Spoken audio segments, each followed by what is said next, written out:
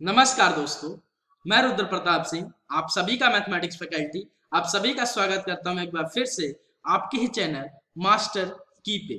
और आज की वीडियोस में अपन देखने वाले हैं trigonometry ratio of some particular angle.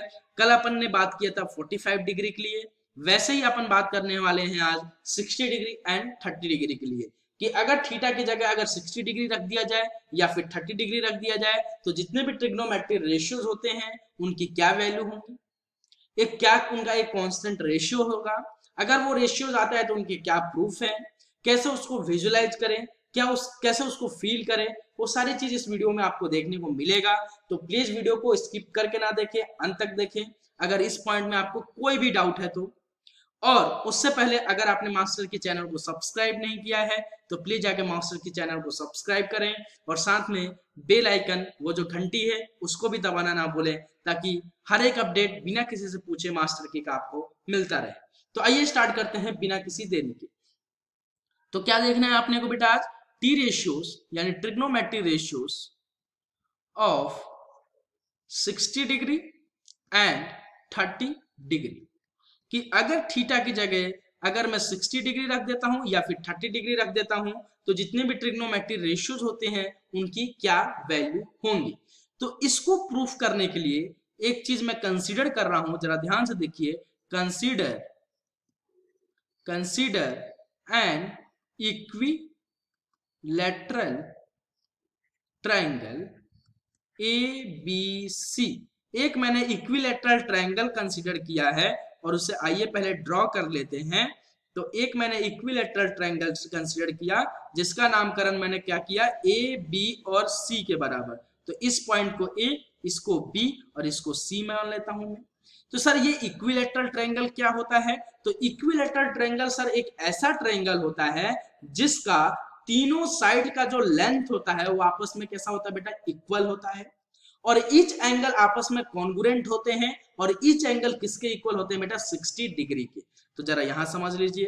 तो यहां क्या होगा इस ट्रायंगल में, A B is equal to B C is equal to A C के बराबर। ईच साइड इक्वल होते हैं इक्विलैटरल ट्रायंगल के, और ईच एंगल किसके बराबर होते हैं बेटा, 60 डिग्री के बराबर। यानी angle A is equal to 60 degree, angle C is equal to 60 degree और angle B is equal to 60 degree. यानी एंगल भी आपस में क्या होते हैं, इक्वल होते हैं।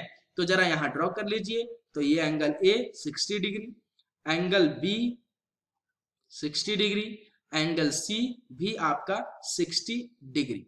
सर इक्विलैटरल ट्रायंगल क्यों लिया यहां पे? सर इक्विलैटरल ट्रायंगल इसलिए लिया क्योंकि यहाँ पे जो थीटा की जो वैल्यू है, एक कांस्टेंट थीटा, एक कांस्टेंट एंगल आपको 60 डिग्री या फिर 30 डिग्री पे पूछा जा रहा है। तो एक ट्रिग्नोमेट्री रेशियो का एक कांस्टेंट रेशियो आने वाला है।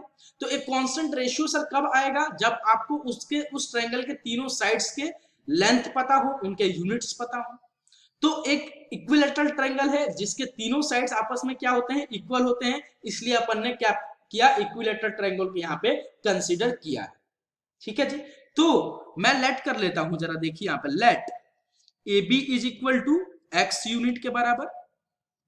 तो अगर मैंने ए बी को एक्स यूनिट कंसीडर लेट किया तो अपने आप ए बी के इक्वल क्या हो जाएगा, आपका बी सी भी एक्स यूनिट के बराबर और आपका ए सी भी एक्स यूनिट के बराबर, क्योंकि इक्विलैटरल ट्रायंगल के तीनों साइड्स क्या होते हैं, आपस में इक्वल लेंथ के होते हैं। यानी ए बी एक्स यूनिट, आपका सी बी या फिर बी सी एक्स यूनिट और ए सी आपका एक्स यूनिट के बराबर। लेकिन सर हमने जितने भी ट्रिग्नोमेट्री रेशियोज के फॉर्मूले प्रूफ किए हैं वो तो राइट एंगल के बेसिस पे किए हैं, उसमें परपेंडिकुलर बेस और हाइपोटेनियस होना चाहिए। तो सर देखिए अपन क्या कर रहे हैं, आप एक आपको जादू दिखाता हूं। तो ये जादू देखिए, मैं क्या कर रहा हूं कि एट सी से एक परपेंडिकुलर ड्रॉ कर रहा हूं ए बी पे। ठीक है सर, एक क्या किया मैंने, सी से परपेंडिकुलर ड्रॉ किया ए बी पे। अब ये परपेंडिकुलर क्या करेगा, जरा ध्यान से देखिए। तो इसका यहां इस पॉइंट का नाम देता हूं मैं डी। तो डी एक परपेंडिकुलर, जब सी डी एक परपेंडिकुलर ड्रॉ किया तो डी पे ये क्या बनाएगा, राइट एंगल ट्रायंगल। बोलिए हाँ या ना। तो एक मैंने राइट एंगल ट्रायंगल वहां पे एक परपेंडिकुलर ड्रॉ किया, तो एक यहाँ पे डी पे एट क्या बन जाएगा, एक 90 डिग्री। और ये परपेंडिकुलर क्या कर रहा है, ये जो एंगल सी पे जो 60 डिग्री बन रहा था इसको दो पार्ट्स में डिवाइड कर दिया, इधर 30 डिग्री और इधर 30 डिग्री के बराबर। और जो AB का लेंथ था उसको भी 2 पार्ट्स में डिवाइड कर दिया, किसमें sir, x/2 units and x/2 unit के बराबर। बोलिए हाँ या ना। तो एक ट्रिग्नोमेट्रिक रेशियोस लिखने के लिए आपको राइट एंगल की जरूरत थी, वो राइट एंगल बन गया AD और C के बराबर, या फिर CD और B के बराबर। और किस किस किस किस थीटा पे आपको रेशियोस लिखने थे, 60 डिग्री एंड 30 डिग्री पे। तो ये रहा एट A पे 60 डिग्री और एट C पे आपका 30 डिग्री। बोलिए हाँ या ना, समझ में आया। तो अब यहां से मैं क्या कर रहा हूं, या फिर आपको जब 60 डिग्री या फिर 30 डिग्री पर लिखना है तो या तो आप ट्रायंगल ADC ले लीजिए, या फिर यहाँ पे CD और B ले लीजिए, किसी ट्रायंगल से प्रूव कीजिए, दोनों से आंसर सेम ही आने वाला है। मैं क्या कर रहा हूं, यहाँ पे ट्रायंगल AD और C ले रहा हूं और यहां से अलग कर दे रहा हूं। ज्यादा ध्यान से देखिए और समझिएगा। मैंने क्या किया, यहां से एक राइट एंगल, दो राइट एंगल बन रहे थे, एक को मैंने अलग कर लिया। तो यहाँ पे मैंने एक राइट एंगल ट्रायंगल ले लिया और उसका नामकरण कर देता हूं AD और C, और यहां मैं ले लेता हूं 30 डिग्री और इसको ले लेता हूं मैं 60 डिग्री जैसे था आपके ट्रायंगल में, और यहां बन रहा था 90 डिग्री। और ये यूनिट आपको गिवन था x/2 यूनिट, आपको ये यूनिट गिवन था x यूनिट, परपेंडिकुलर आपको नहीं गिवन था। तो एक राइट एंगल ट्रायंगल में अगर आपको बेस पता हो, अगर आपको हाइपोटेनियस पता हो, तो क्या आप उसका परपेंडिकुलर नहीं लिख सकते क्या? सर लिख सकते हैं सर, पाइथागोरस से h² = p² प्लस b² के बराबर। बोलिए हाँ है ना। तो यहाँ h² यानी x² x का होल स्क्वायर, p² = p², आपको निकालना है यानी CD का स्क्वायर, प्लस b² यानी x/2 का द होल स्क्वायर।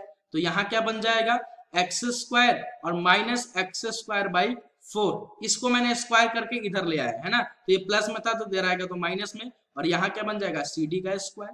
तो यहाँ से क्या बन जाएगा, 4x² माइनस x²/4 के बराबर, और यहाँ क्या बन गया बेटा, CD का स्क्वायर, ये D है ना, जरा ध्यान से, CD का स्क्वायर। अब यहां से क्या बन गया, 3x²/4 = CD का स्क्वायर।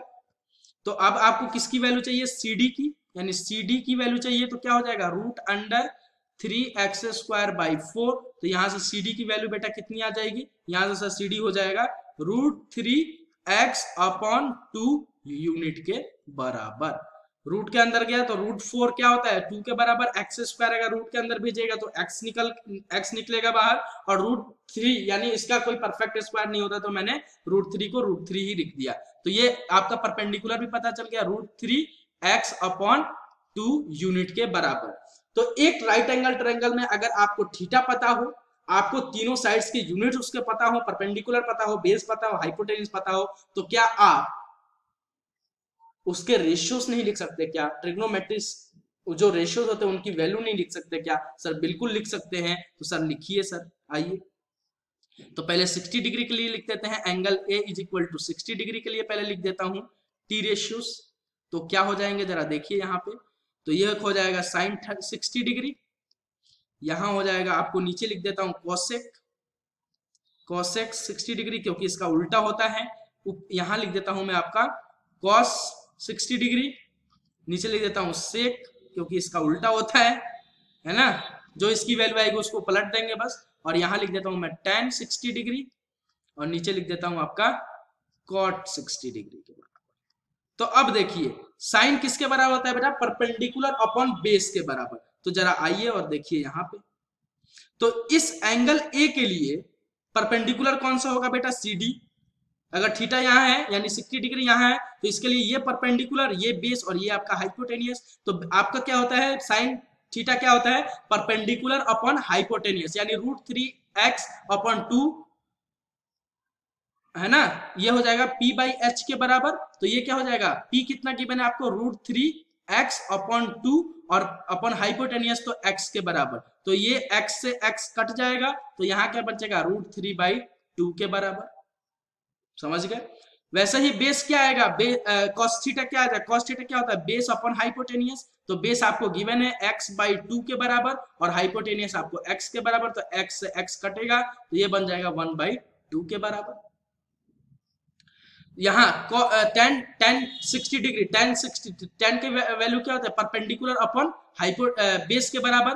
तो यहाँ क्या बन जाएगा √3x/2 और बेस आपको गिवन है x/2 के बराबर। तो यहाँ बन रहा है डिनोमिनेटर में p/q, तो ऊपर जाएगा तो q/p, तो x से x कटा, 2 से 2 भी कटेगा, p/q के फॉर्म कर लीजिएगा, तो ये tan 60° कितना आ गया √3 के बराबर। समझ गए? तो कॉसेक की वैल्यू लिखनी है तो अब मैं क्या करूंगा, साइन का उल्टा कर दूंगा, तो 2/√3 के बराबर। सेक लिखना है तो इसका उल्टा कर दीजिए, तो 2 के बराबर, 1/2 का उल्टा कीजिएगा तो 2 के बराबर, और कॉट का लिखना है तो यहाँ है √3, तो ये आ जाएगा 1/√3 के बराबर। तो ये हो गया 60° के बराबर। अब आपको नेक्स्ट किसके लिए लिखना है बेटा, 30° के बराबर। तो आइए ले लेते हैं एंगल C = 30° के लिए टी रेशियोस क्या हो जाएंगे जरा देखिए। अब यहाँ पे तो वैसे ही लिख देता हूं मैं साइन 30°, इधर लिख देता हूं cos 30°, और इधर लिख देता हूं मैं tan 30°, है ना। और नीचे लिख देता हूं मैं इसका उल्टा, यानी cosec 30, और इसका उल्टा sec 30, और इसका उल्टा आपका cot 30। तो देखिए जरा, अब जरा देखिए और समझिए, यहां पे देखिए जरा। अब ये थीटा कहाँ है बेटा, सी पे। तो सी पे अगर थीटा है और इस थीटा के लिए अगर आपको लिखना है तो ये इसका क्या हो जाएगा, परपेंडिकुलर। थीटा के जस्ट सामने वाला बेटा क्या होता है, परपेंडिकुलर। और 30 यानी 30° के अगर लिए आपको लिखना है तो यहाँ AD is perpendicular and CD is आपका base and hypotenuse is same AC के बराबर। बस आपका परपेंडिकुलर और बेस आपका चेंज हो जाएगा। तो अब जरा देखिए, तो साइन अगर 30 लिखना है तो ये क्या होता है p/h। तो अब यहाँ परपेंडिकुलर क्या हो गया बेटा, x/2 अपॉन हाइपोटेनियस x के बराबर। तो x से x कट गया तो ये बच गया 1/2 के बराबर। बोलिए हाँ या ना। cos 30 तो ये होता है b/h। तो b अब क्या कौन सा बन गया, बेस कौन सा हो गया, √3 वाला, √3x/2 और हाइपोटेनियस x के बराबर। तो x से x कटा तो ये बन गया √3/2 के बराबर। समझ में आया। वैसे tan क्या होता है p/b के बराबर। तो परपेंडिकुलर अब क्या बन गया बेटा, x/2 और बेस क्या बन गया बेटा, √3x/2 के बराबर। तो x से x कटा, ये p/q का बन रहा है, ऊपर ले जाओगे तो q/p, तो 2 से 2 भी कटेगा, तो यहां बन जाएगा बेटा 1/√3 के बराबर। ठीक है। अब cosec 30 लिखना है तो साइन का उल्टा यानी 2 के बराबर, 1/2 का उल्टा करेंगे तो 2 के बराबर। sec 30 लिखना है तो cos का उल्टा, तो ये कितना हो जाएगा 2/√3 के बराबर। और cot 30 लिखना है तो tan का उल्टा, तो 1/√3 आया 30 पे, तो इसका cot 30 लिखेंगे तो क्या हो जाएगा √3 के बराबर, इसका उल्टा करेंगे। तो आई होप कि आपको ये इसका प्रूफ 60° एंड 30° के लिए काफी अच्छे से समझ में आया। तो अगर वीडियो पसंद आता है तो प्लीज वीडियो को ज्यादा से ज्यादा लाइक करें, अपने दोस्तों तक शेयर करें, और अपना एक इंपॉर्टेंट जिसे बोलते हैं इंपॉर्टेंस, आपका एक रिव्यू हमारे लिए बहुत इंपॉर्टेंट है।